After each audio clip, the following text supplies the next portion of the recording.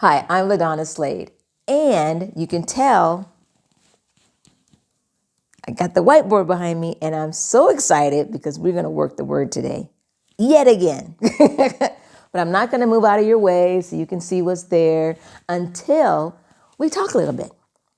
Okay, I have been talking to some friends and some colleagues, and one of the things that they have been expressing that is frustrating them a whole lot, especially in their faith walk, is that they're unable to express their faith in the workplace, or they feel like they're not able to exercise their faith or to fulfill the Great Commission, to go out into all the world or all the nations and make disciples.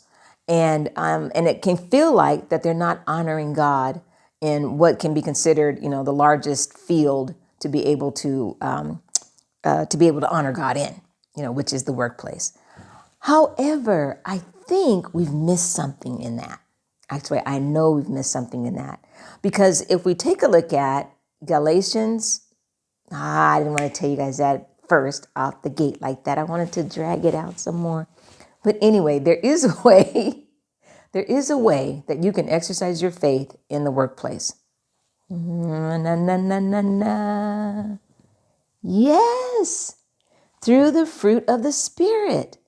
And it's Galatians 5:22 and 23. And at the end of verse 23, there is like the key words. Let me make sure I get it right. Six words. 6 words that help us in this space of where we feel like we can't exercise our faith because of policies, company policies or whatever restrictions or certain laws that are being passed or statutes, all those things that can make us feel like we're bound and not able to express our faith in the workplace. But I'm here to tell you, you can. You really can. But you really can. And it's found in this Galatians 5:22 and 23. Now, at the end of 23 is the key. The end of verse 23 is the key because it says, against such there is no law. Against such there is no law.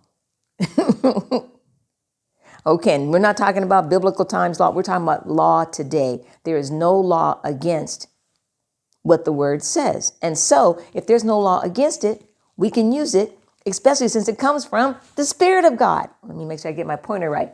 It comes from the fruit of the Spirit. All right, so what is that? It's 9 of them. 9 is identified here in Galatians 22 and 23. So let's go through them.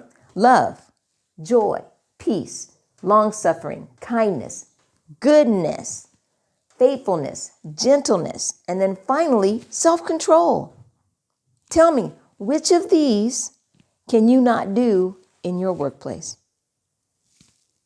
I think you can do them all. I think you can do them all. And actually, between you expressing yourself according to your faith with this fruit of the Spirit, I think sometimes the only one that can bring some challenge, I know sometimes for me, can be either here or even here, when it's a self-control and sometimes long-suffering.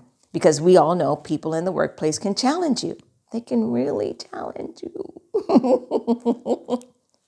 But what was interesting, and actually another point that I want to make is that, and it actually comes from 2 Timothy, because Paul had written a letter to Timothy, just helping him, again in his ministry. And Paul was actually in prison when he wrote this letter to Timothy. And he was just explaining some things to him and expressing his heart to him. And one of the things that he talked about that I'm sure really helped Paul, and it's going to help us today, is that Paul talked about, just the trials and the torment and the things that he was going through.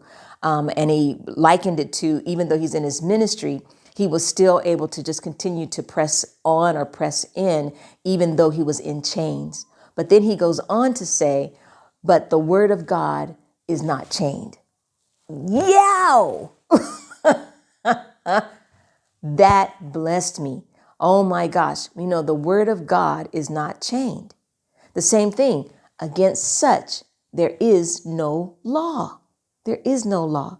So I'm going to encourage you, take a look at Galatians 5:22, 23, and then think about in your day-to-day workplace, how can you exercise this? Because remember, this is part of your faith walk. This is part of how you demonstrate your faith in God to your to your co-workers. This is how you're going to do it, through the fruit of the Spirit which lives in you. All right, so get after it. Let me know.